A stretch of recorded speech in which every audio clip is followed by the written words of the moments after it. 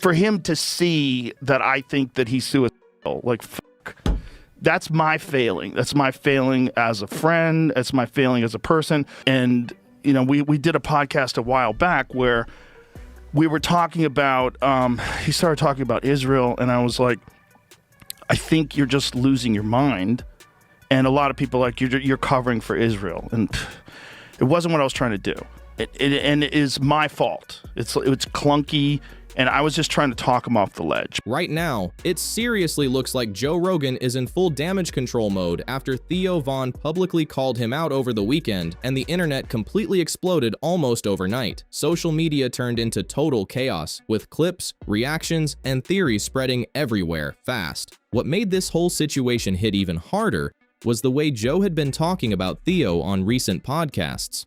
Rogan kept bringing up Theo's antidepressants, hinting that things were getting rough behind the scenes, and even speaking like he was deeply worried Theo could spiral into a dangerous place mentally. That instantly made a lot of viewers uncomfortable because Theo never really looked like somebody publicly falling apart at all. Sure, people remember that moment last year after Theo recorded his Netflix special, where he joked about wanting to disappear after bombing on stage.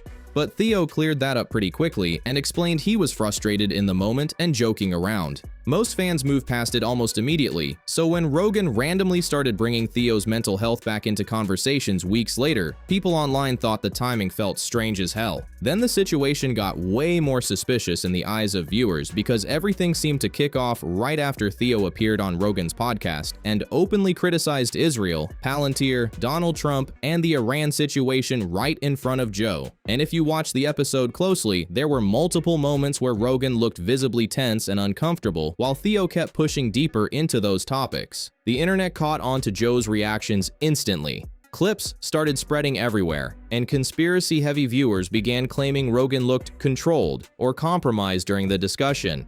That's when the entire drama really started spiraling online fast. Theo Von's going through the exact same thing. And last time I was on the podcast, he was explaining it to me. And it freaks me out because I know Theo has had conversations before, like even publicly. And then he goes down these spirals where he starts talking about world events and freaking out. I'm like, oh, Jesus Christ. Like, I gotta help this dude. Some people even started accusing Joe of trying to shield certain political interests or not wanting to upset powerful players tied to those subjects. Clips from the episode spread like wildfire online, with viewers rewatching every frame. People were zooming in on Joe's body language, those awkward pauses, and even his nervous laughter whenever Theo brought up Palantir or Israel. And he said that there were drones in the air all day. You know, there's that Palantir company just keeping tabs on everything that was happening. And Palantir's involved in Gaza? Palantir was involved in Gaza, yeah. For sure? Mm-hmm. Put that into perplexity. Israeli government began using Palantir software in 2014. Significantly scaled up its partnership during the genocide in Gaza, which began in this is for sure a biased source just by the way they phrase that.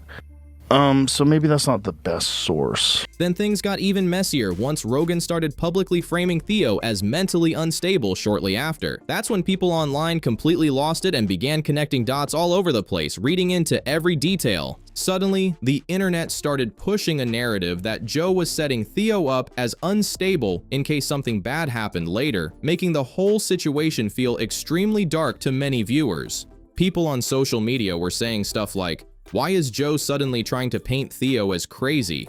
And why is he speaking on another grown man's mental health publicly like this?" Every time she's tried to get off, it's been devastating. Yep. And I know people that have also been on him that they try to get off him, like my friend Theo Von, and the roof falls off. And like every time he starts talking about something that drives him crazy, I just got to kind of rein him in and just like calm down. Like, you know, if you've had friends their lives, and I've had a few. I've had quite a few. It's a horrible feeling when you think about it and you go, what could I have?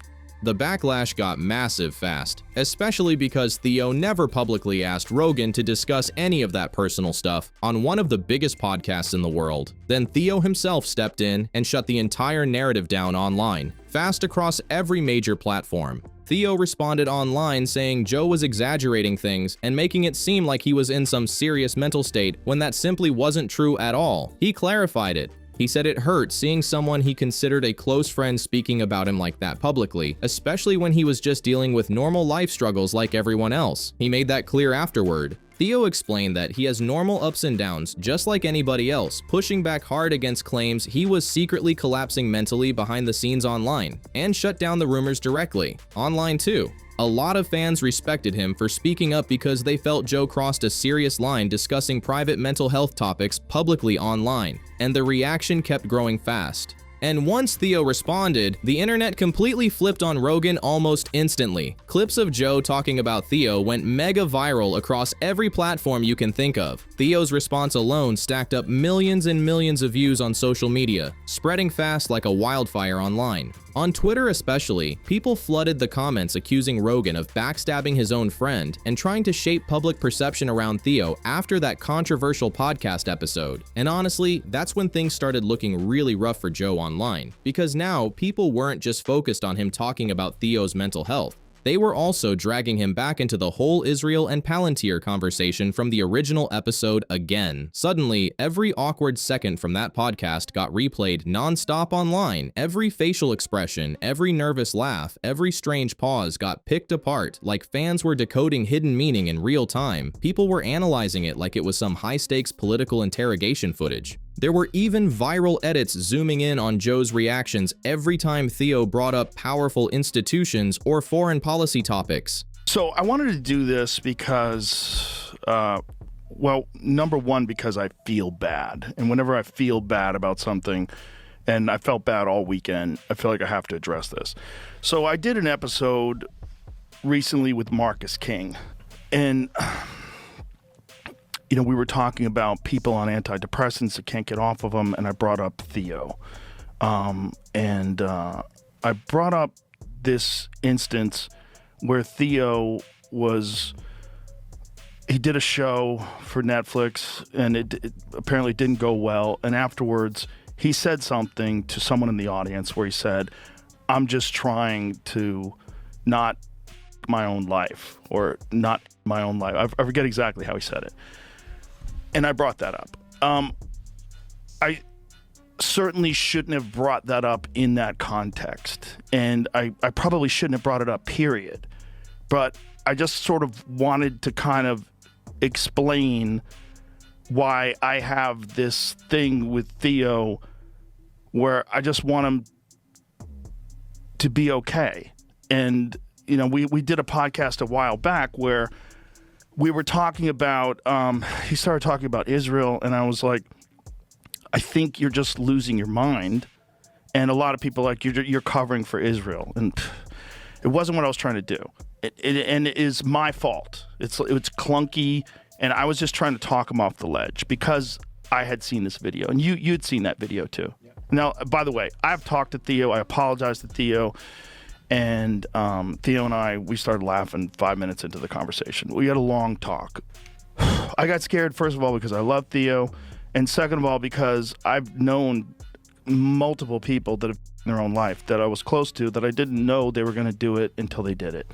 And when they did it, you feel so and so helpless. You don't know what you could have said or done differently. Some viewers genuinely believed Rogan looked terrified during parts of the conversation. Whether that's accurate or not is obviously up for debate, but the internet absolutely ran with it hard. So now Joe returned on his newest podcast, sounding way more defensive and careful than before, and you could immediately tell he knew the backlash had gotten out of control. Joe basically started walking things back almost right away. He admitted he never should have publicly discussed Theo's mental health on such a massive platform and acknowledged it was the wrong move to make. That alone grabbed a lot of attention because Rogan usually doesn't apologize that directly unless the pressure gets huge. The podcast where I told him, he started talking about Israel, and people were saying I was covering for Israel. There's people that even say my wife is Jewish. She's not. I don't know why people are saying that, but I get how if you are conspiratorially minded, you would think that that's what I was doing. But if you've listened to the show, you wouldn't think that that's how I've had so many episodes where we criticize Israel. So many so that I brought in Dave Smith to argue with Douglas Murray because I didn't want Douglas Murray to be able to say these things that were promoting this war in Gaza without someone who's very educated, who understands what's going on, which is Dave, and very good at arguing.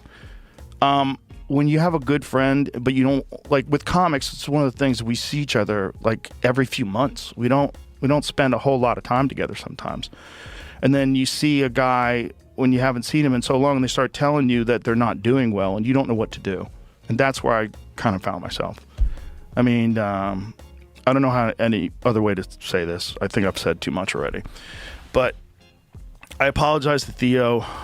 He knows I love him, and he said that, and we laughed and we joked around about it, and I apologize for the way I talked about this. But I felt like I need to explain to other people. But the wildest part is that Joe also admitted he understood why people thought he was covering for Israel during the original Theo podcast episode. That moment especially sent social media into another frenzy because Rogan tried brushing it off casually while the internet lit up again. But viewers online weren't really buying how simple he made it sound. A lot of people started reposting clips from the original episode again, dropping comments like, "See, even Joe knows how weird that looked."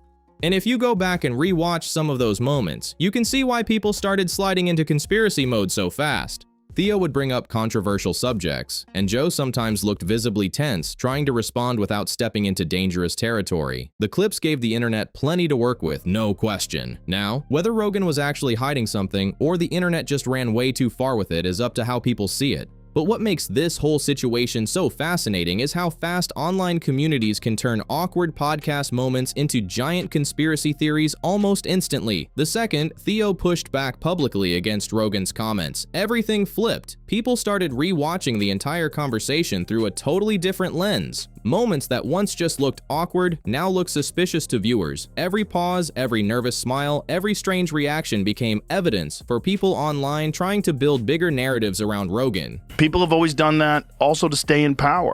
Oh, yeah. And even Bill Clinton said that about Netanyahu. Bill Clinton said Netanyahu wants war so he could stay in power. For sure, dude. People call him the yarmulke Hitler. That's what they call him. Who are these people? Everybody does. Which people? Countless. Come on, people? Huh? What are you saying? What do you mean, people? You talking about What are you talking about, black dog? folks? What are you saying? No. I don't know what you're saying. I don't know what you're saying. I don't know what you're saying. Okay. Let's not draw conclusions. Okay, yeah. Okay. But what also, it's like, it's all just a cat and mouse game. People are like, we'll elect the Democrats next time. It's like, but it's all the same has been happening forever. They haven't been helping anybody forever. They're letting fucking politicians slurp on kids. All of our fucking money goes to Israel and they're using it to fucking genocide people. It's like everybody is scared out of their wits right now. It's like our religious leaders are afraid to speak out. And it's like it's a time where it's like Satan is amongst us and our religious leaders are fucking talking about bullshit at the poll. It's just like, what is going, I don't know, man. We got to get you off those antidepressants, son. You're losing your fucking marbles. You think I am? Come hang out with us. Just chill out. I'm here. Just chill out at the mothership tonight. I do have to pee in a little while, but You can pee. I'm going to pee in a minute, man. We'll let you. But no, people are just scared, dude. This is We'll that I let you hear in from Canada. people. And that's what turned this from regular podcast drama into one of the weirdest internet controversies of the week. At the center of it all, you've got two friends and millions dissecting every interaction like it's a political scandal. And once the internet decides something is suspicious, it's almost impossible to stop that narrative from spreading everywhere. That kind of rapid internet spin shows how fast perception can shift online, especially when people start replaying clips without context. And once that loop starts, it keeps feeding itself with every new edit, comment, and reaction. And honestly, the creepiest part of this whole Joe Rogan and Theo Von situation is how fast online conspiracy circles started linking it back to an old Trevor Moore clip from years ago. The moment Joe started publicly talking about Theo possibly spiraling mentally, people online instantly went digging through old Rogan podcast moments and resurfaced a conversation involving comedian Trevor Moore. It didn't take long before that clip was everywhere again. Once it resurfaced, the internet completely lost its mind all over again. Back in 2015, Joe was joking around with Trevor Moore on his podcast, and during the conversation, he casually made dark comments about Trevor falling off the roof of his house and dying from head trauma. At the time, it was just treated like edgy humor, the kind of shock comedy moment people laughed off and moved past without thinking twice. But years later, Trevor sadly passed away in an accidental fall that involved head trauma, and that's what made conspiracy-minded viewers go back and replay that old clip in a completely different light. The similarities in wording and subject matter made people online start treating it less like a joke and more like some strange prediction, even though there's no solid proof of anything beyond coincidence. And that's where the internet really started spinning out again. Even now, people still bring that moment up whenever Rogan gets tied to controversy. If you don't know much about Trevor Moore, he was known for sharp, edgy comedy and for constantly joking about government agencies, powerful institutions, and controversial public figures. Because of that, some online communities built theories around him, claiming he knew too much or got too close to sensitive topics, which kept speculation around his accidental death alive for years. So when Joe recently started talking publicly about Theo's mental health, those same corners of the internet instantly started connecting dots again in their own way. People began framing it like history was somehow repeating itself, even though it's mostly built on edited clips, timing, and interpretation rather than any confirmed facts. And once that narrative takes hold online, it spreads fast, feeding itself with every repost, comment, and reaction. And obviously, that's where things started getting completely unhinged online. People on Twitter, Reddit, TikTok, and YouTube were reposting both clips side by side, trying to build this giant theory that Rogan was once again publicly foreshadowing another comedian's downfall. Some users even started making dramatic edits with eerie music and slow-motion reactions, framing it like they had uncovered some hidden Hollywood conspiracy documentary. And once the internet locks into a narrative like that, it almost never slows down. It spreads everywhere insanely fast. That's a big reason Joe suddenly sounded so desperate to clear things up on his newest podcast. At that point, this wasn't normal backlash anymore. She's an awesome person, a great friend, and one of the most interesting and funny people I've ever met in my life. And I just felt terrible about it. And I told him I would never bring it up publicly again. But I think it is important to let people know that aspect of it. So I'm going to call him and clear this with him and make sure he's cool with me saying this, but I'm pretty sure he's going to be. And that's it. So I'm a human and I'm flawed like all of us, and I fuck up, and it's probably not the last time. It's definitely not. I'm going to fuck up again. But my intention is never to hurt anybody. The situation had shifted into full conspiracy territory, where people were analyzing every single sentence Rogan said like it was part of some secret coded message. To be fair, Joe didn't help himself with how he originally talked about Theo. Even people who don't believe in conspiracy theories still felt like Rogan crossed a serious line by publicly discussing someone else's mental health on such a massive platform. But seeing him backtrack this hard still caught a lot of people off guard. For years, Rogan built an image of never apologizing and never reacting to online criticism. Usually when controversy hits, he ignores it completely or doubles down without hesitation. So seeing him suddenly sound defensive, emotional, and apologetic genuinely surprised a lot of viewers online. At this point, there was really no way out without addressing it directly. The backlash had grown way too massive. Millions of people started believing Rogan either betrayed a close friend publicly or looked completely compromised during Theo's original podcast appearance. The internet was coming at him from every direction possible. And yeah, some people are still trying to spin Joe's apology into an even bigger conspiracy. You already see hardcore tinfoil hat corners saying things like, "This is all part of the plan," or "Joe only apologized because he got exposed." That side of the internet is never letting it go easily. But honestly, this whole situation feels more like Joe Rogan saying things too quickly without thinking through the fallout. Joe often talks for hours on podcasts, throws out random thoughts in real time, and sometimes clearly forgets just how massive his audience really is. And now it really feels like Joe is finally realizing his words can seriously impact people once millions of viewers see them clipped and reposted online. During the new episode, Rogan kept repeating that Theo is one of his favorite people alive. He said he loves him, respects him, and never meant to put him in an uncomfortable position or hurt him publicly. Joe even admitted the situation bothered him all weekend because he realized Theo suddenly had millions of people online speculating about his mental state because of comments Joe himself made publicly. And honestly, that's a rough situation for anyone to get dragged into like that. Once big creators start talking about sensitive personal stuff, the internet always pushes it way further than intended without hesitation. Suddenly, strangers everywhere start making assumptions, building theories, spreading clipped out moments, and turning somebody's private life into entertainment overnight. So whether people buy into the conspiracy theories around Rogan, Theo, Trevor Moore, or anything else, most viewers can agree on one thing here. Joe probably never should have publicly framed Theo's mental health the way he did in the first place, because once something gets broadcasted to millions of people on one of the biggest podcasts in the world, you lose control over how the internet interprets it afterward, and in today's online world, people always take things way further than expected. But anyways, let me know what you think about this whole situation down below. Do you think Joe Rogan made an honest mistake? Or is there something deeper going on here? Make sure to like, subscribe, share, drop your comments, and I'll catch you in the next one.